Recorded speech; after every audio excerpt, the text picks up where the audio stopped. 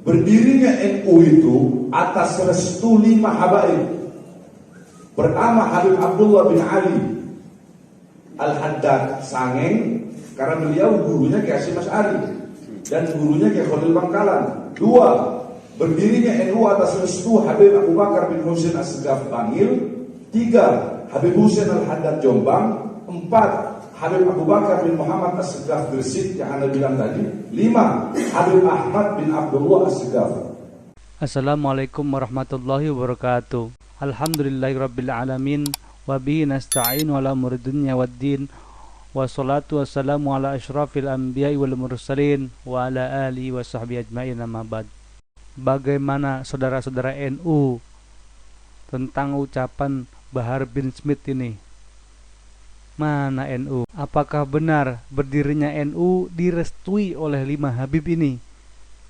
Kemarin ada pengkaburan sejarah NU, sejarah berdirinya NU oleh Habib dari Pekalongan yang mengatakan mbah moyangnya, Mbah Hasyim itu salah satu pendiri NU. Lah ini ada lagi. Ada buku yang ditulis dan kemudian digunakan sebagai referensi atau sebagai bahan ajar di madrasah-madrasah mengenai sejarah pendirian NU yang isinya berisi narasi yang menyimpang, yang tidak sesuai dengan yang sesungguhnya. Ada beberapa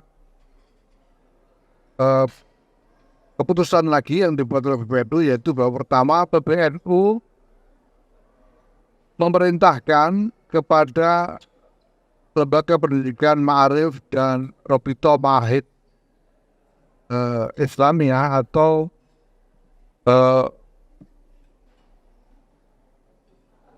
asosiasi pesantren-pesantren untuk melakukan penelitian menyeluruh terhadap laporan adanya upaya penyimpangan atau membuat narasi yang menyimpang tentang sejarah berdirinya NU.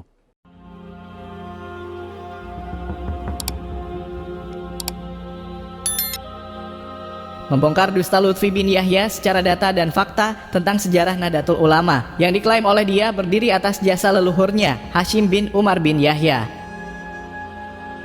Akhirnya dawuh kalian Kiai Hasyim Asy'ari, kue bali yo.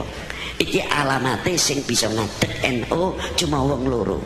Siji Habib Hasyim bin Umar bin Yahya Pekalongan, loro panjenengane Ki Ahmad Khalil Bangkalan. Selama ini sejarah yang saya baca, berdirinya NU itu pertama atas restunya Syekhona Khalil biwasilati Kiai As'ad Samsul Arifin dengan memberikan tasbih, nggih tongkat dan sebagainya niku, dan itu pelaku diserai tongkat, diserai tasbih, bahkan dikasih uang oleh Kiai Khalil Bangkalan yang sekarang ada di putranya. Pernah ditunjukkan kepada saya melalui Kiai Haji Masrur, atau saya panggilannya sahabat saya Malung, putranya Kiai Sarkowi. Selama itu tidak ada bukti dan sebagainya, maka sejarah tetap yang kita yakini adalah yang selama ini tertulis. Nah, kalau memang betul-betul beliau itu ulama yang menjunjung asas kebenaran, menjunjung NKRI di dalam pidato-pidatonya itu bagaimana NKRI sudah harga mati, ya tentunya tidak kadzab. Saya pikir di situ sudah kadzab, bohong.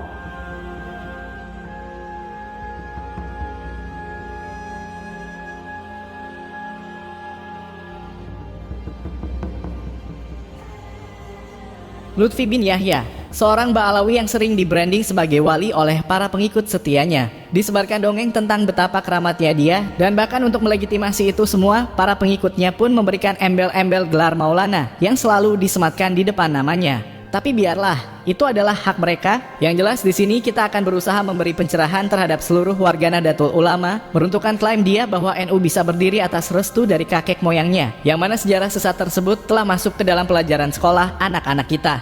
Di tengah merebaknya gugatan warga Nahdiyin dan banyak kiai terhadap Lutfi bin Yahya yang sudah terbukti telah membelokkan sejarah dengan menyusupkan nama kakek moyangnya sebagai tokoh sentral berdirinya Nahdlatul Ulama, sangat miris ketika melihat kenyataan yang ada, di mana masih sangat banyak orang yang berhusnuzon kepadanya, terutama bagi mereka yang mendengar atau membaca sejarah berdirinya NU versi dia, sebab Lutfi bin Yahya memang membawakan kisah tersebut dengan mengatasnamakan seorang ulama yang konon telah menyampaikan kisah tersebut kepadanya. Husnuzon orang-orang pun semakin besar tatkala kisah itu menyebutkan bahwa moyang dia Hashim bin Yahya. Diceritakan kala itu tidak mau dicatat sehingga warga Nahdiyin di masa sekarang tidak pernah mengenal namanya sebagai salah seorang yang berjasa atas berdirinya Nahdlatul Ulama. Sejarah berdirinya NU versi Lutfi bin Yahya dimulai konon ketika dia bertemu beberapa orang kiai, yang mana satu di antara kiai tersebut konon kata Lutfi bin Yahya dikenal sebagai walinya Allah Ta'ala, padahal kita yakin sebagian besar warga NU tidak akan mengenal ketika disebutkan namanya.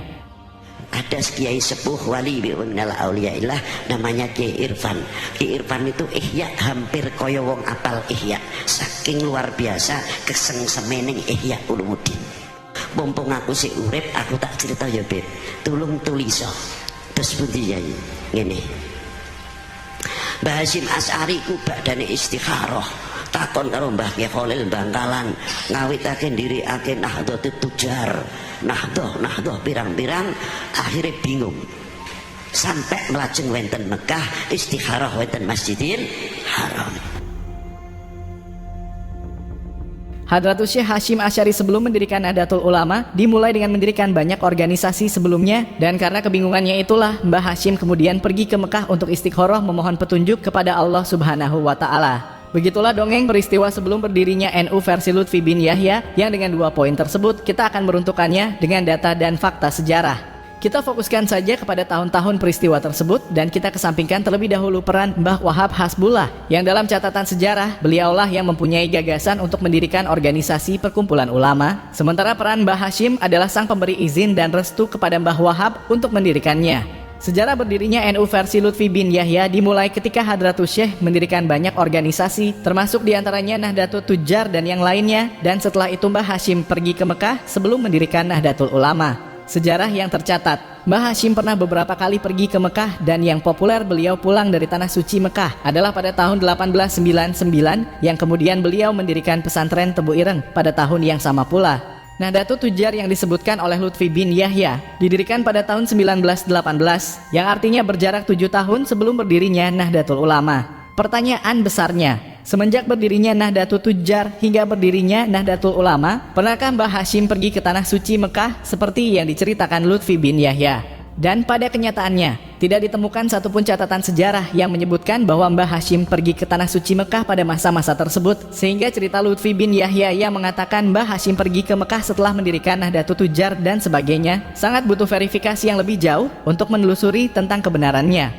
Akhirnya bingung sampai melajeng wonten Mekah istikharah wonten Masjidil Haram. Akhirnya diudari dening Ki Mahfud At-Turmusi lan Ki Syekh Ahmad Nahrawi.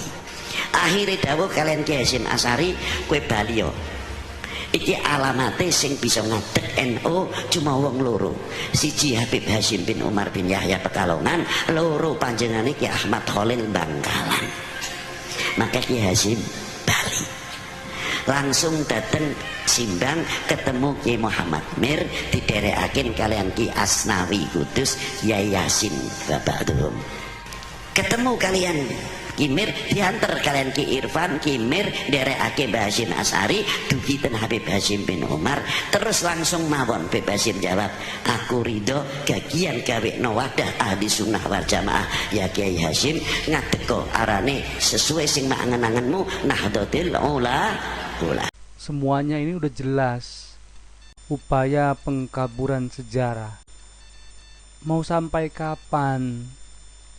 Mau sampai orang-orang tidak ada yang mengganggunya atau menggugatnya? Wah, bahaya Gus. Bahaya. Kami warga NU akar rumput sangat gelisah atas upaya-upaya pengkaburan sejarah tersebut. Billahi taufik wal hidayah wal inayah. Wassalamualaikum warahmatullahi wabarakatuh.